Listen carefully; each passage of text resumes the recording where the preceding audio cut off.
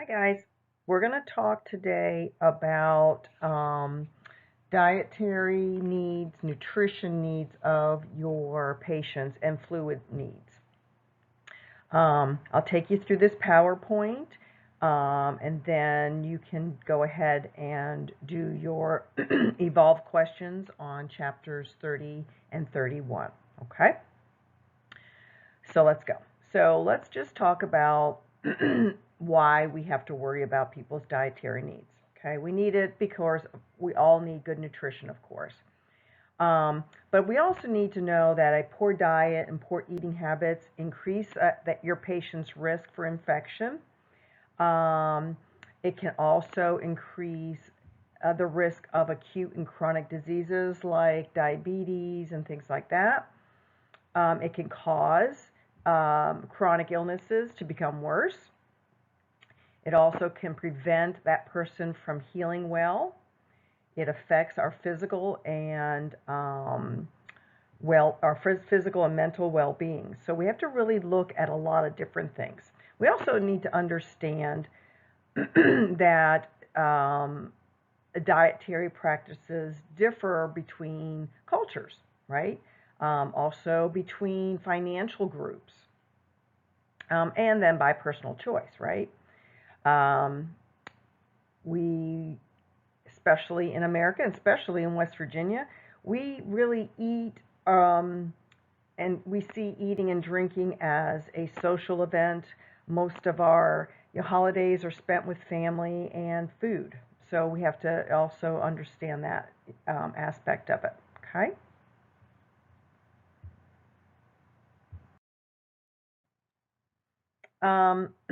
So your basic nutrition needs are involved with our ingestion of food, digestion of food, how we absorb the food, and use of foods and fluids by the body, okay? A well-balanced diet, we get the correct amount of calories, the correct amount of fats, and proteins and carbohydrates. The amount of energy provided by a nutrient is measured in calories. That's what calories mean. And a calorie is the fuel or energy value of foods. Our foods and our fluids contain different nutrients, and we're going to talk about that, but they are fats, proteins, carbohydrates, vitamins, minerals, and water. The new guidelines of 2020 to 2025 of the dietary guidelines for Americans gives advice on what to eat and drink to meet our nutrient needs, okay? How to promote health and how to prevent disease.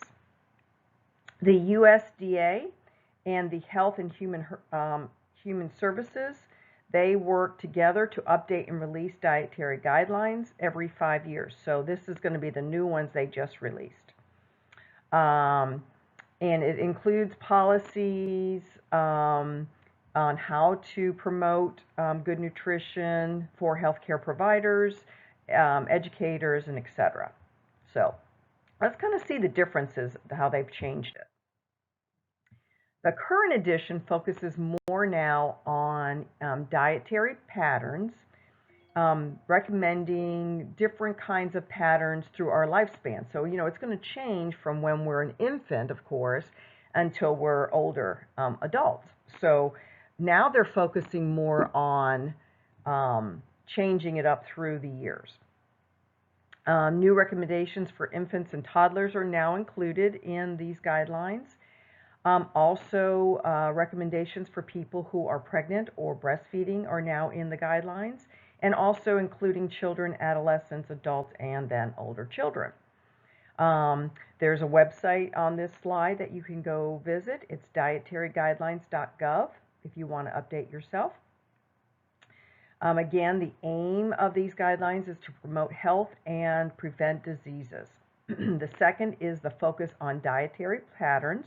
And then the third is, again, taking that approach of different lifestyle or lifespans, again, from toddler all the way up to older adults on our patterns. At every life stage, the infancy, toddlerhood, childhood, adolescent, and adulthood, pregnancy, lactation in an older adult, it is never too early or too late to start eating healthy. Um, there are guidelines for the 6-month-old that, let me put my glasses on here and see a little bit better because these are small slides. Okay, so when we're talking about infants, they, of course, for the first 6 months of life, infants, they say exclusively feed infants human milk, continue to feed infants human milk through at least the first year of life and longer if desired.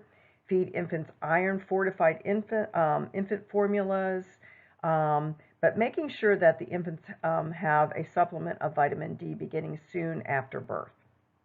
At 6 months, we're going to introduce infants to nutrient-dense complementing foods.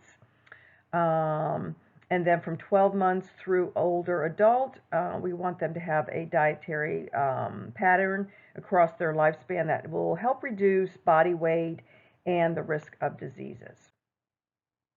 Dietary patterns, what does that mean actually? So customize and enjoy nutrient-dense foods and beverage choices to reflect your personal preference, your cultural tradition, and your budgetary considerations. A healthy diet pattern can benefit everybody, no matter your age, your race, etc. So they wanted to include this for diverse cultures of the United States. We want to eat nutritious foods that stay within calorie limits. Okay, so we need to make sure that foods are high in vitamins and minerals and things that we need, and that they're low in sugar and saturated fats and sodium. Of course, we know that. We need to do that. We should have vegetables of all types, dark greens, red, orange, beans, peas, and lentils. We should have foods, especially whole fruits and grains. And with the grain category, they want us to have whole grains. The dairy that we're going to eat should include fat-free or at least low-fat items of milk, yogurt, cheese, that kind of stuff. And they're also including now lactose-free versions. Protein food should include lean meats, poultry, eggs, beans, peas, and lentils, maybe nuts and seeds, and soy products. And oils, including vegetable oil and oils in foods such as certain nuts. We want to limit foods and beverages that are high in sugar, saturated fats, and sodium, and limit alcoholic beverages. So when we're talking about added sugars, we want less than 10% of calories per day starting at age 2. Avoid foods and beverages with added sugar for those younger than age 2.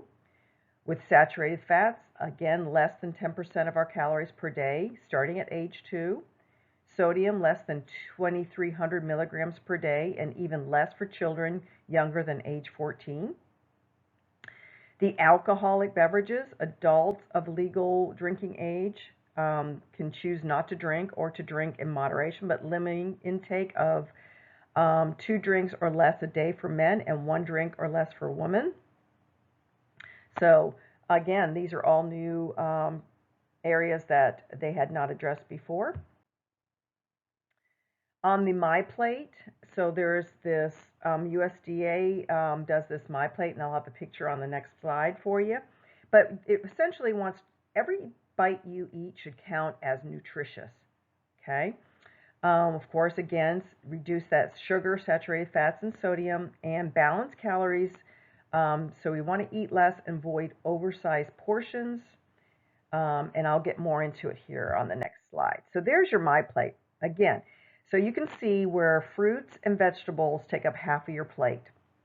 And we want to vary those vegetables and focus on fruits also.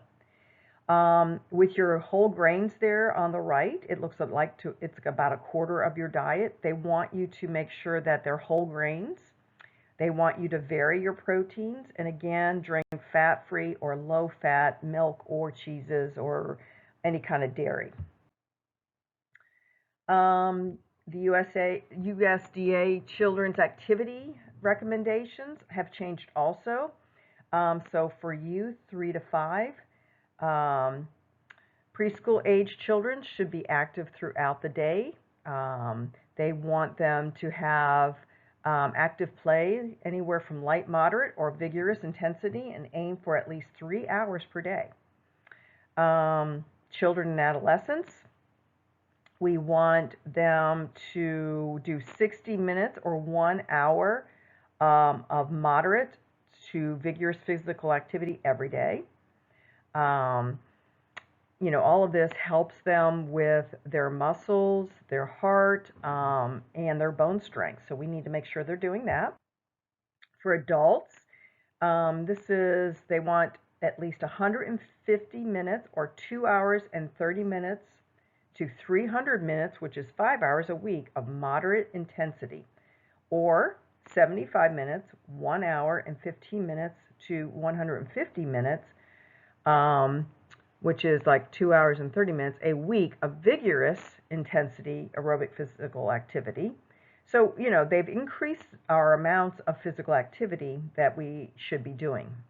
This will lower our blood pressure, increase our muscle strength, our bone strength, etc. So we need to look at these guidelines. They also start seeing that it prevents things like Parkinson's disease or MS.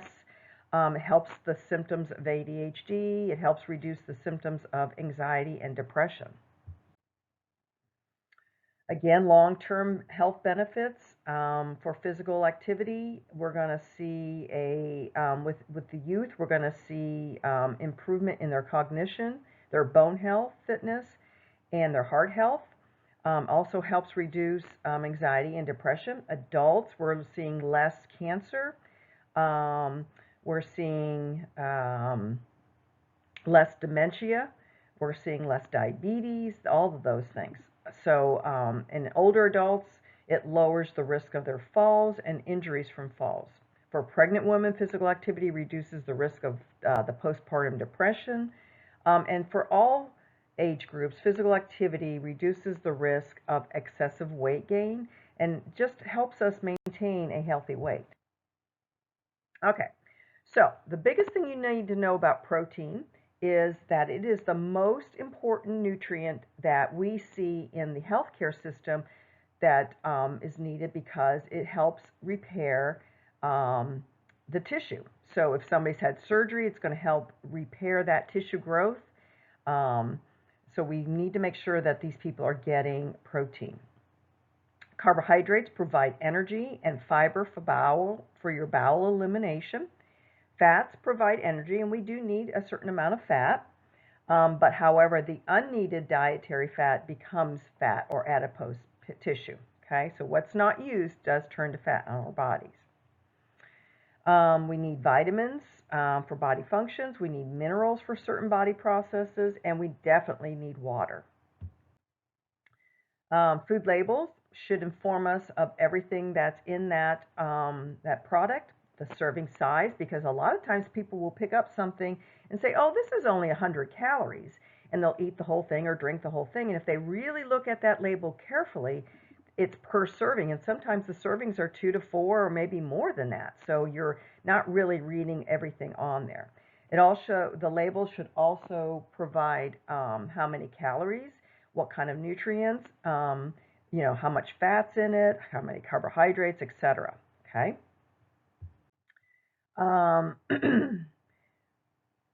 So when we're trying to meet nutritional needs of our patients, it's a team approach. The nutritional care plan should involve the person's likes and dislikes and their lifelong habits. So if somebody has never in their life eaten things like broccoli and Brussels sprouts and we put them on their tray, they're not going to eat it. So we do need to find out what they like. Doctors will order special diets for our patients because of certain diseases, maybe weight control, or weight gain. Maybe it needs to be some kind of low sodium diet because of a heart condition. But again, people might have things like gallbladder disease and all sorts of things. So they'll order special diets for that, and we need to make sure we're following that. So in your book, it'll describe a sodium controlled diet. This sodium does cause the body to retain water. So somebody who is having problems maybe with their kidneys, per se, where they cannot excrete enough water out of their body, giving them salt will make them actually keep more water, and we don't want that. So they're going to have more edema. So the average amount of sodium in the daily diet is about 3,000 to 5,000 milligrams, which is way too much. We only really need, we actually need much less than 2,300 milligrams a day, but most people get 3,000 to 5,000. That's quite a lot. We should try to reduce our intake to at least 1,500, especially if we're older than 51. Okay. Sodium control decreases the amount of sodium in the person's body. The doctor will order the amount of sodium that is allowed. Sodium controlled diets involve omitting or taking out high sodium foods, not adding any salt to the food, limiting the amount of salt used in the cooking, and diet planning. Diabetes meal plan is a meal plan for healthy eating. Consistency with diabetes is really, really important. We need to, again, know the person's food preferences, their calorie needs, and eating meals and snacks at regular times is going to be part of a diabetic diet. You need to serve meals and snacks on time to these folks. Always check what was eaten on their tray. Report what the person did and did not eat. Diabetes is a chronic illness in which the body cannot produce or use insulin properly. Without enough insulin, sugar builds up into the bloodstream and is not used by the cells or for energy. Diabetes will often be treated with medications, diet, and exercise.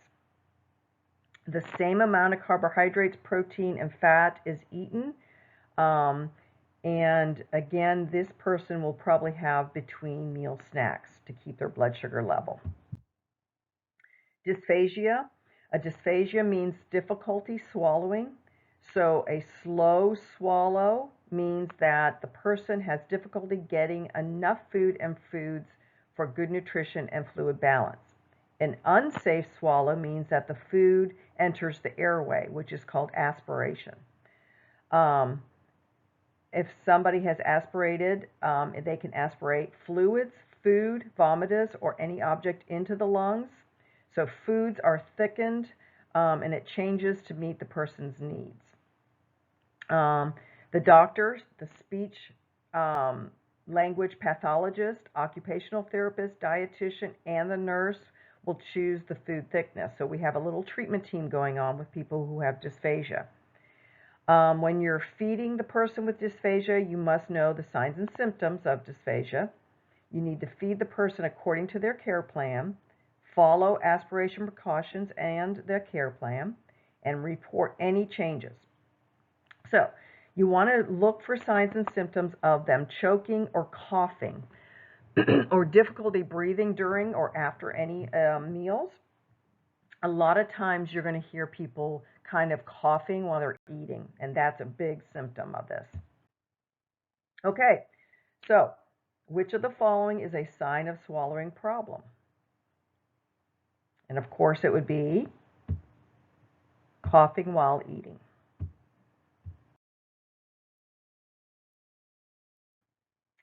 All right, so we're going to meet food and fluid needs, and you can look on page 469 to see all this in your book. It's pretty in-depth. But the following can affect appetite and the ability to eat. So somebody who's weak, ill, or confused, here's an example. Somebody's just used the bedpan, the room smells horrible, and then you go right away and you serve them their food. I wouldn't want to eat my food. So make sure that you can try to eliminate odors from their room before they're eating, okay? They're not in a good position, they're lying too flat or they're just not comfortable. A lot of people don't like to eat if they haven't had their teeth brushed. And if somebody has to go to the bathroom, then, we need to make sure that's taken care of first. And then if they're in pain also. We will watch these skills videos later, but you can watch them on your own. Check on your Evolve account on chapter 30 and 31 for the skills videos. Okay, so we're preparing the meals again to promote comfort. Make sure you assist that patient with elimination. Again, oral hygiene, make sure their eyeglasses and their hearing aid is in place. Make sure that they're clean and dry, position them, and assist the person with hand washing. You want to serve the meals as soon as possible. They make sure that if the food is not served within 15 minutes, you want to recheck the food to make sure it's the right temperature, okay? If the person has a certain way to eat the meals, make sure that you're presenting that food to that patient the way they prefer, okay? Okay, serve food and fluids in the order the person prefers. Order fluids during the meal, or offer fluids during the meal, I should say. Use teaspoons to feed the person if you're feeding them. Let the person do as much as possible. Always tell the visually impaired person what is on the tray, okay? And when you do that, you're also going to use the clock system. So, for instance, you would say your hamburger is at 12 o'clock, your mashed potatoes is at 3, your broccoli is at 6, and your applesauce is at 9 o'clock. That way they can feed themselves and they know what's on their tray. So always use the clock system, okay? Make sure that you help them with fluids so that they can chew and swallow. And persons who need to be fed are often angry and humiliated, so please give them respect and take your time and don't be impatient, okay? All right, so again, here's a picture of using a spoon. And when you're doing it, don't overfill the spoon. You're going to fill the spoon about 1/3. And again, you're going to be patient with that person and don't rush that person, okay? Use the numbers of the clock. Here's an example of the clock. There's adaptive equipment that you can use that help people. So the cup on the right has special handles that a person who has arthritis, for instance. The one in the middle has guards on the side so they can scoop it up easier and that kind of stuff, okay? And those spoons are special handle utensils that make it easier for them to hold. You're going to document the percentage of food eaten, okay? So you've got, of course, this would be 100% that was not eaten. This would be, and this would be 100% eaten over here. And then you gradually can go down to seeing that, this person here has eaten about 50%, 75%, this is about 25%, etc. So you want to do a percentage of what their food they have eaten. Okay? So, if a person has eaten half of the food on his plate, what would be his intake? And it would be 50%. So half would be 50%. Okay, a quarter would be 25%. Okay, so again, here's another way to measure, and you can look at this. I want you to write down this equation. Okay, so to measure food intake, you're going to compare what is left to what was served. You're going to subtract the food left by the amount served, okay? And then divide amount served. So, for instance, you're going to, and then you're going to multiply by 100, which is your percentage. But let me give you an example. So this person had 8 slices of toast, okay? And there were 2 slices left. So we know that that person ate 6 slices of toast. So ate 6 of the 8, okay? So you're going to take 6 slices divided by 8, and that's going to give you 0.75. And if you times 0.75 by 100, that's 75%. Okay? So 75% of that person ate an apple, let's say, were eaten. So make sure you jot that down. All right. Again, allow time for privacy if that person, especially that person, says a prayer. Engage the person in pleasant conversations. Allow them to chew and swallow. Don't rush them. Want to face that person so that you can see how well they're swallowing, okay? And just be jovial with them, okay? Okay, so a PCT is preparing to serve a meal to a patient who has vision loss.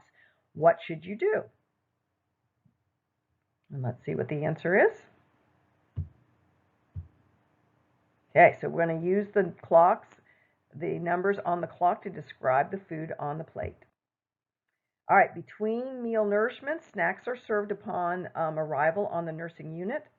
You're going to follow the same considerations and procedures as for serving meals and feeding people. Many special diets involve between meal snacks. Like I said, remember diabetics a lot of times will get between meal snacks. Calorie counts will go on a flow sheet. So you're going to want to put on a flow sheet. A lot of people have flow sheets in their room. You're going to put on the flow sheet how much they ate. And then the nurse or the dietitian converts the portions into calories. Make sure you provide drinking water at all times if they're not on a low water intake diet. Okay. Sodium-controlled diets involve omitting high-sodium foods, and diabetes meal planning involves eating at regular times. True or false? Of course, that's true.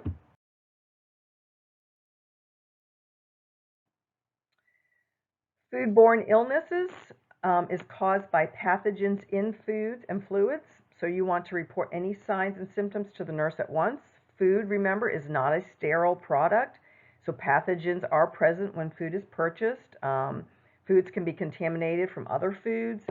Maybe poor handling and poor hygiene contaminated the food, or the food was not kept at the temperature it should have. Excuse me.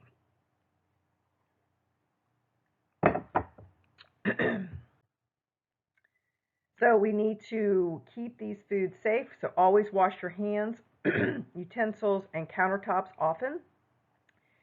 Separate, avoid cross-contamination. Cook food to a safe internal temperature. Excuse me. We're going to want to reheat cooked food to 165. Do not let raw meat, poultry, or other juices touch uncooked food. You're going to use a food thermometer to check the internal temperature. And let's refrigerate or freeze the food within 2 hours.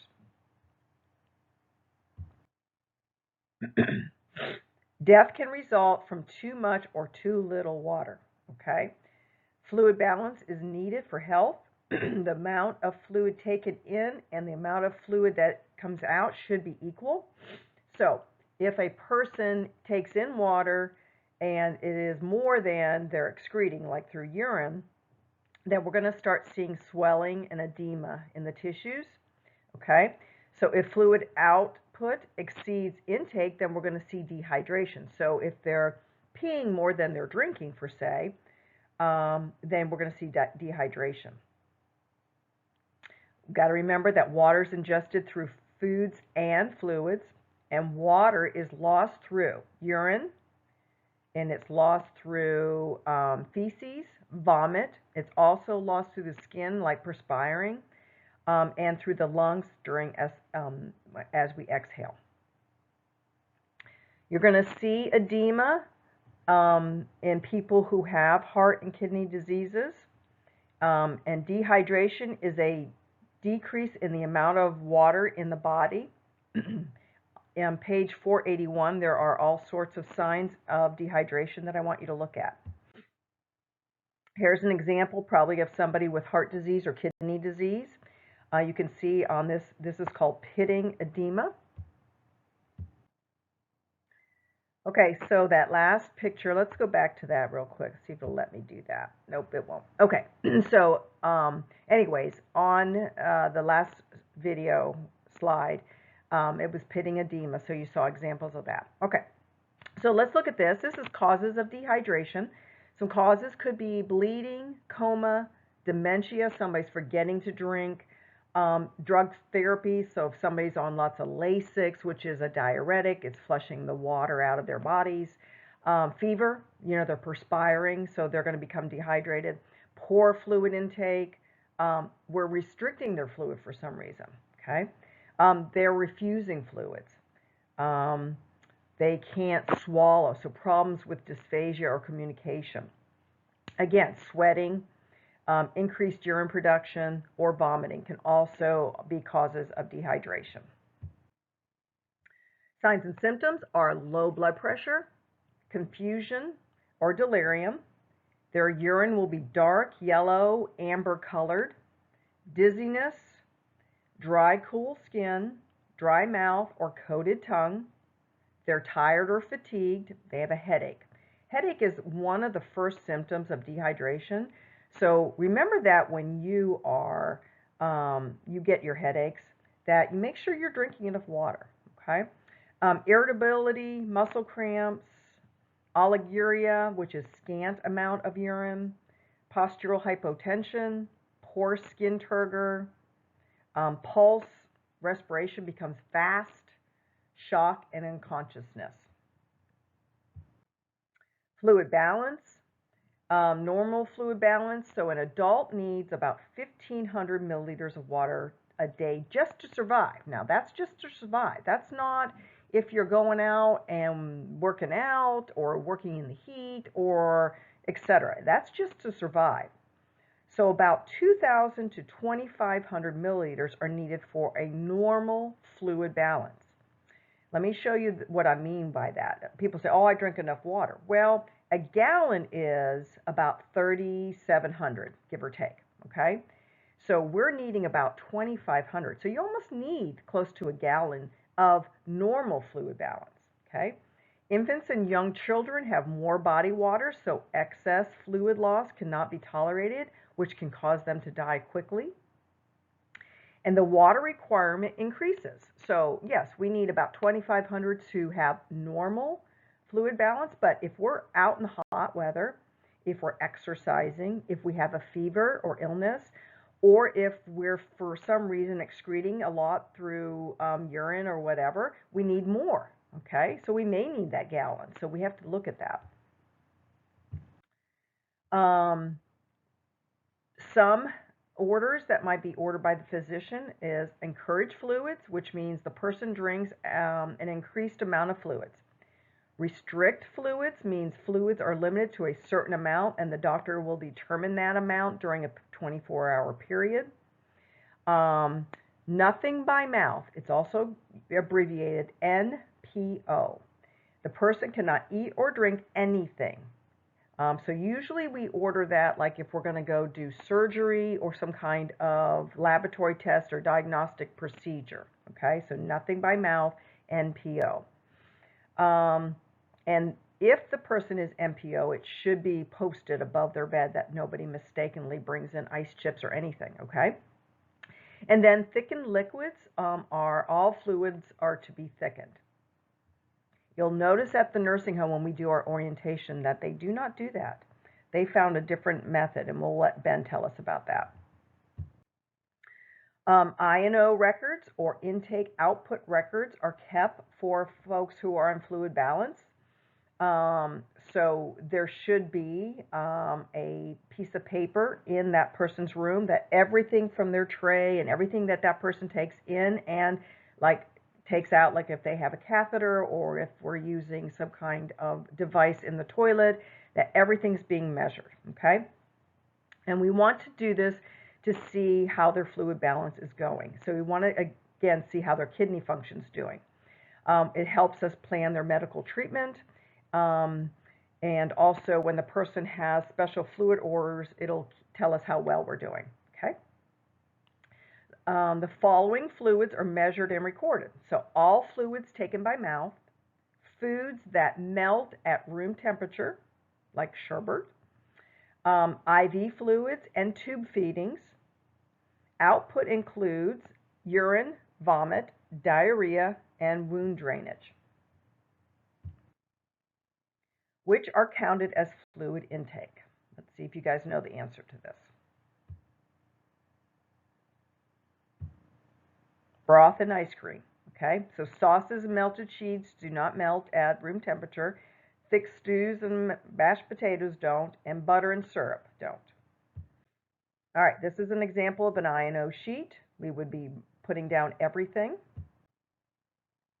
All right, you need to know this also, okay? And then again, on your Blackboard, there are some YouTube videos I want you to watch, and they'll help you calculate, okay? So 1 cc equals 1 milliliter. 1 teaspoon is 5 millimeters, which means that 1 teaspoon is 5 cc's, right? 1 tablespoon is 15 milliliters. 1 ounce equals 30 milliliters. 1 cup equals 240 milliliters. 1 pint equals 500 milliliters. 1 quart equals 1,000 milliliters. And 1 liter equals 1,000 milliliters. Make sure you either take a picture of this or you know this, because there will be calculations. All right, so intake and output are measured in milliliters. 1 ounce, again, equals 30 milliliters.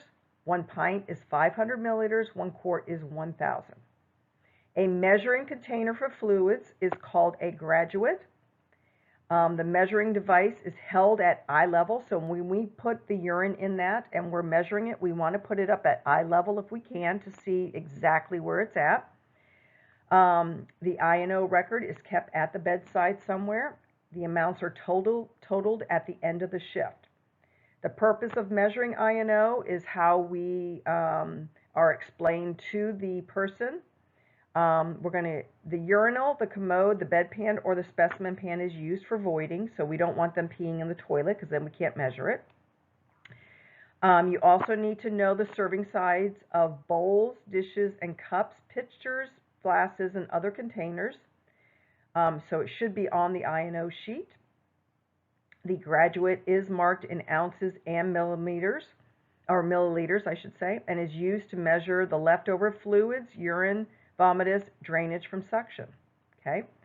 Plastic urinals and kidney basins are also have amounts in that we can measure on them. And then, of course, some folks are able to do this on their own, or the family might be there to help them too. If they are helping us with I&O, then we need to make sure that they know exactly how to do that, and remind that person not to void into the toilet, but using that hat or whatever we're using to measure their urine. Okay, let's see if you know this calculation. 1 ounce equals how many milliliters? Remember that it is 30 milliliters. 1 ounce equals 30 milliliters. All right, a person drank 8 ounces of milk.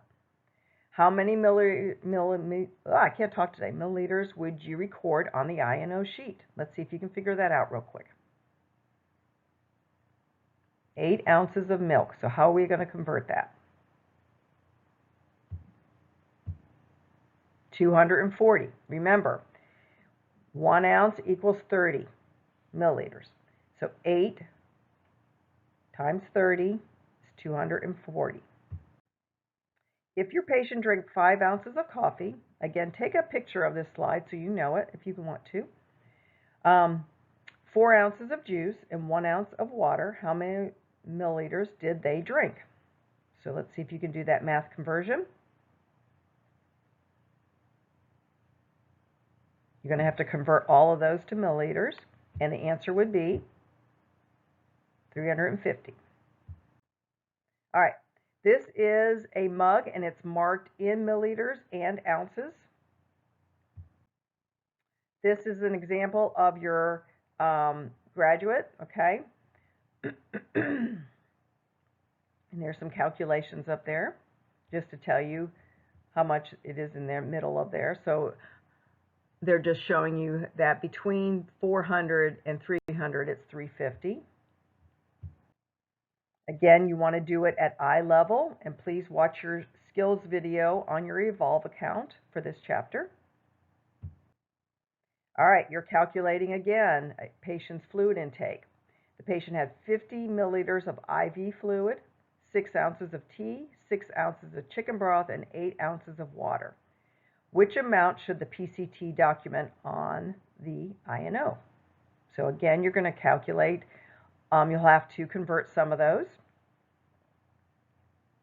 and then add them together. And you've got 650, okay?